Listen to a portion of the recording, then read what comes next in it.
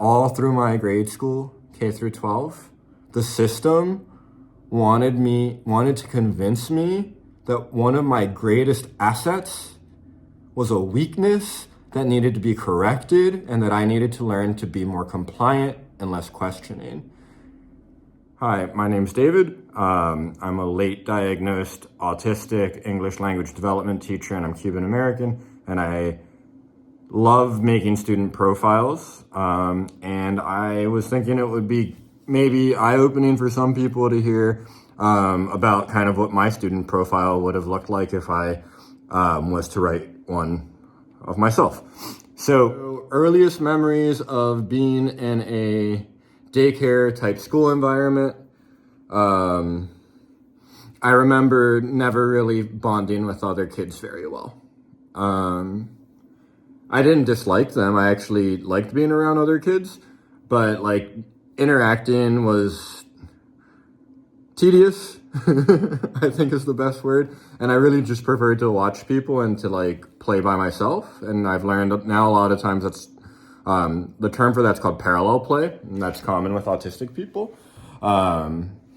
So I like doing what I want to do, but around other people without interacting with them. And that behavior, I remember a vivid memory, probably around 3 or 4, of sitting in like during a recess time and looking across it must have been like a basketball court, like a small indoor basketball court, and this big void between me and all the other kids, and watching them play. And I was happy to watch them play, and then playing with my toys, and I was still happy. And I still feel that way. I can do my own thing and be around other people, and I don't need to interact in their presence. As long as they're positive and happy, it makes me happy. So, right, that kind of questions the whole empathy thing. It's just different empathy. And so, obviously a lot of the things that would be difficult as a student, they were okay when I was little. Once I got into more pre-K and grade school, I started to have some issues. And one of the issues was I didn't really like to go. And it was never really clear to anyone why I didn't like to go, because I loved learning and I loved books, and you would think I would be someone that loved to go to school. And we never figured out why I really, really avoided going to school. I know why. It's overwhelming. And so in kindergarten is when my neurological, or my cognitive abilities really started to become noticeable. My mom was dating this guy named Yuri, and Yuri noticed that if he asked me a question about anything I was watching, because I loved watching Discovery Channel and like documentaries, that I could answer the question accurately, and talk in great detail about topics that were like way above my age. And I also, once they taught me to add and subtract, I could really, really rapidly just add and subtract in my head. I didn't have to count. I remember watching kids counting on their fingers and being like, why are you doing that? It didn't make sense to me, because I had the ability to do it in my head. And my kindergarten teacher, Miss Cher, definitely noticed that I was different and that I had a lot of talent, and that I would need some special attention to probably not to make her life difficult. And she loved on me so much. And I remember, even though I didn't like going to school, I loved going to kindergarten. Miss Cher's class was one of the few school contexts where I did like going, even though I was chronically absent from what I recall. My first grade teacher was also awesome, but I challenged her too. Her move was to look at it in like an assets mindset of like, he's bored, he can do his work quickly and he gets bored.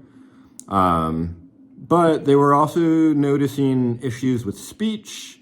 They thought there might be hearing issues possibly, because speech and hearing are connected. They were identifying like behavioral issues. Basically, I couldn't keep in my seat. And they started to assess me, and I didn't know that they were assessing me, but I do remember being pulled a lot and having audiology tests and being asked to articulate a lot of different words and sounds and read stuff to people. And I just remember being kind of confused, but whatever. I don't know. So I went with the flow, and during second grade, I was officially identified as a gifted learner. And I think that label, sadly, it hid all of the struggles I had been having, and it reframed them as a strength. And it led people to hold this expectation of me that now I realize was completely unreasonable. A lot of easy things were really hard for me, and no one believed me. And you can imagine how disruptive that would be to your self-concept and your performance as a student if whenever you need help, people deny you help because they say, well, you're gifted, you don't need help, and we've heard what you can do. And it's like, I understand now as a teacher why it was so confusing, and I'm grateful that I know what to do now when I have a student, with similar behaviors as me in front of me. But I needed a lot of help, and in second grade that's when the system really kind of made me feel like just such a failure. My second grade teacher, frankly, I don't think she liked me, which is really bad. And I missed a lot. Oh, and I tormented her. If there's a teacher I recall intentionally going after to torment, it was my second grade teacher, because she was horrible to me and the other kids. So second grade was a loss in the relational area, but I was still learning. I never stopped learning. Sadly, what I was learning in second grade was how to control my teacher and drive her crazy because she was nasty. In third grade, I had an amazing teacher. Her name was Miss Echemendia, and I'm so grateful. She's the only teacher that ever figured out how to get me to do homework. And what was her secret? She was so kind to me. She asked me why I wasn't doing my homework. She told me she believed in me and she knew I could do it. And then finally, after a lot of that not working, she said, it makes me really sad when you don't do your homework. And she guilted me, and I cried. I felt so guilty because I made Miss Echemendia sad. And how could I make Miss Echemendia sad? She was the best. And she gave me an action plan too. So she tapped into my relatedness and my empathy, because I bond pretty quickly with people that give me a chance.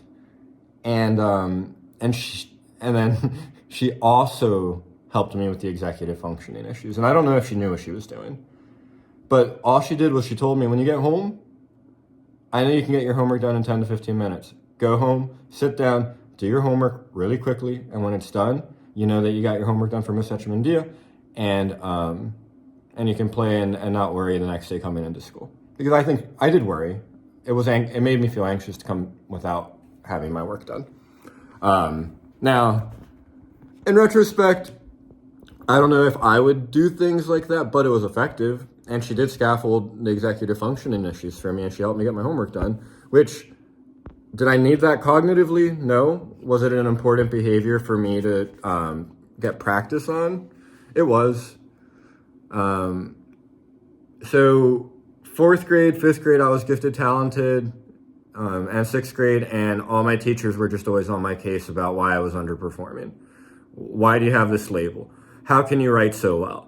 How can you do such advanced math with no support and learn it so quickly? And how can you not do all these other things? It doesn't make sense, you're lazy. I don't think I was lazy. And it really upsets me now as an adult to recall the times I was called lazy. If anyone had any idea all the work that was going on in my head, constantly, they'd know I wasn't lazy. I was distracted by hyperactivity and a need to understand the purpose and see value in things I was asked to do.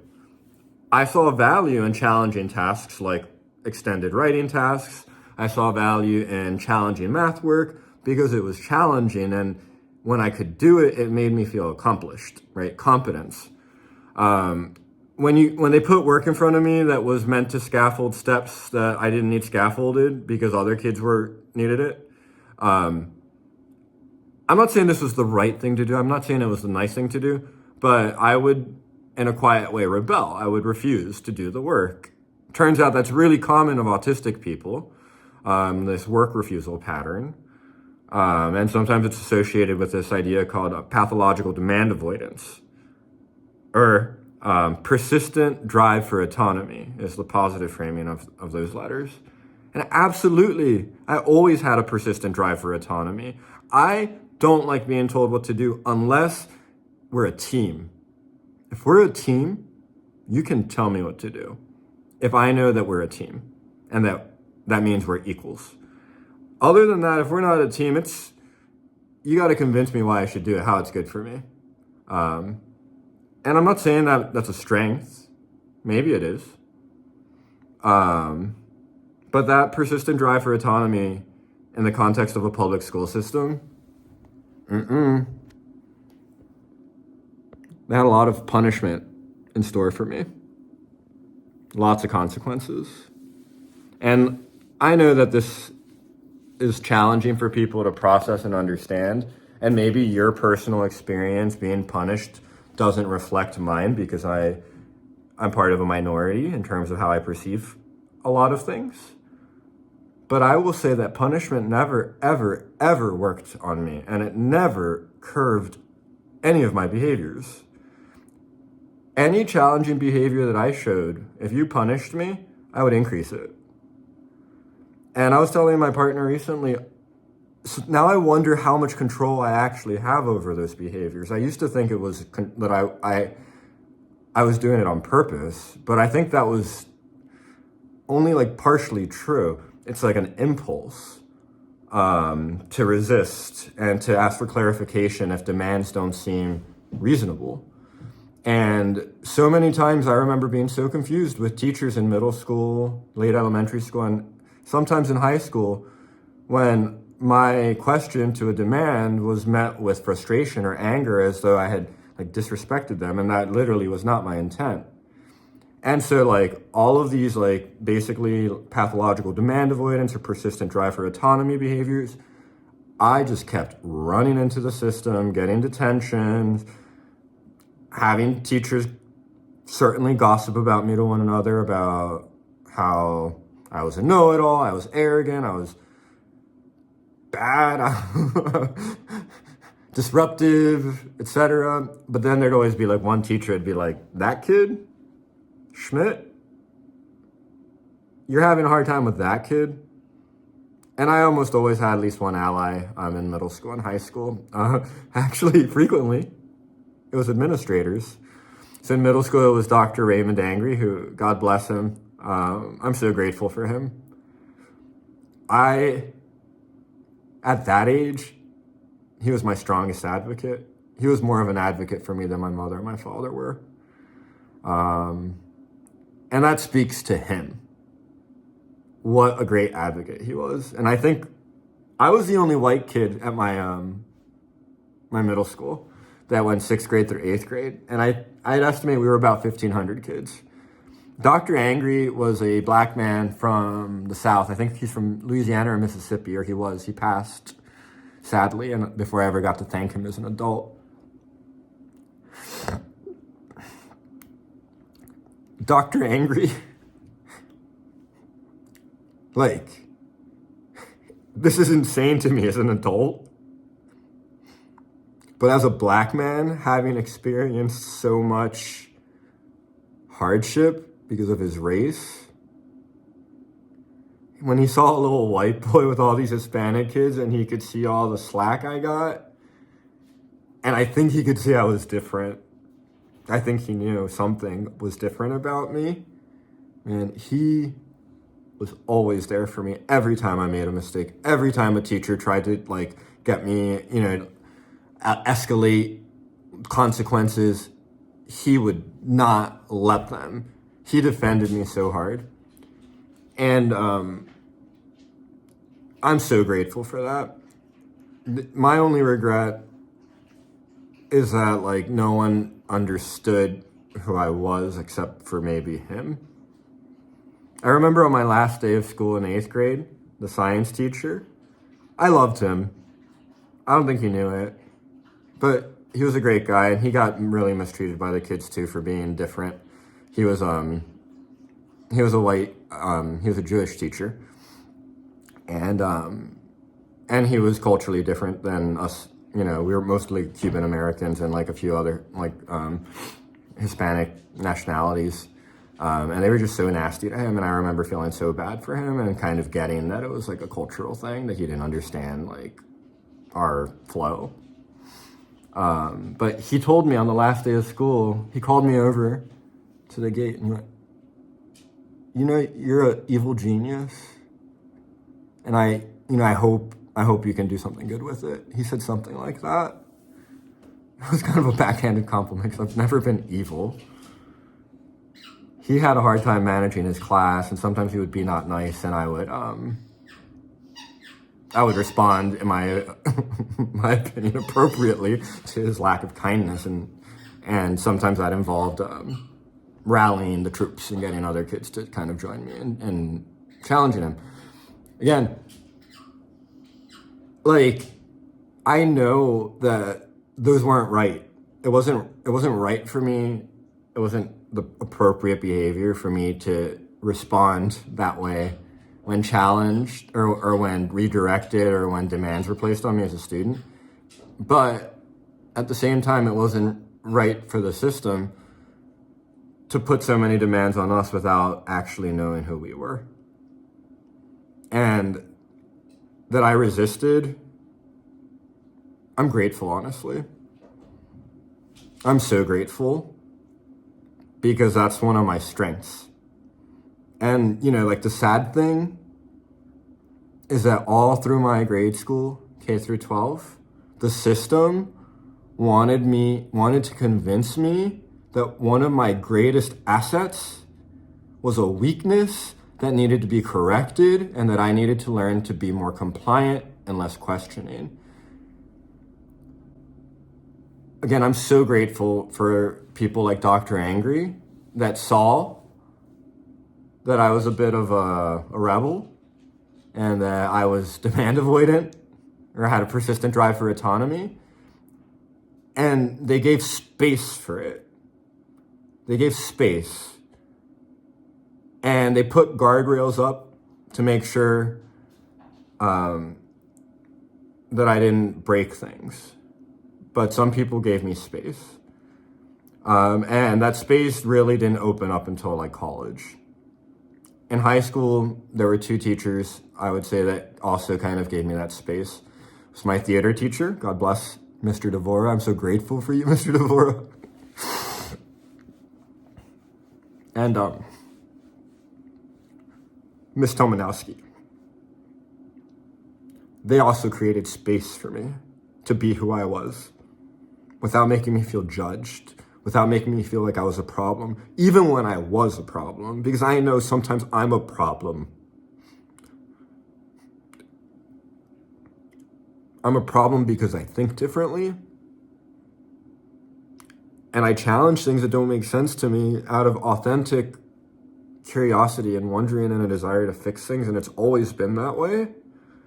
And I see how that's a threat, and I see how it can be painful when we're confronted with the fact that, like, even when we think we're doing good things, that we might be causing some people harm.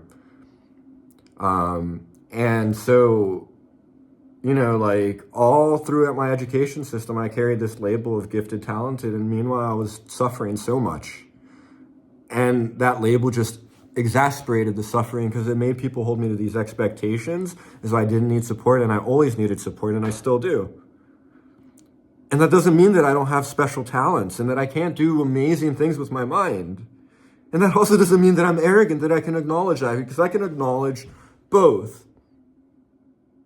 That I have really great special talents, really rare talents, and I also have incredibly unique and rare barriers and challenges to my success, and I always have. But really, where I'm at this point in my life, after having worked in the public school system, after being diagnosed, after realizing I've had a disability my whole life, what I really believe it's not always that we're like people are disabled, not to like say that disabilities don't exist, but when our needs are met, like we have so much to offer. And it's really sad to me that I just had the ability to mask and persevere through not having my needs met. And that, I was able to kind of stand out and persevere. When so many kids, they get their flame put out. And I was so close. So yeah, that's my experience with public school. What was yours?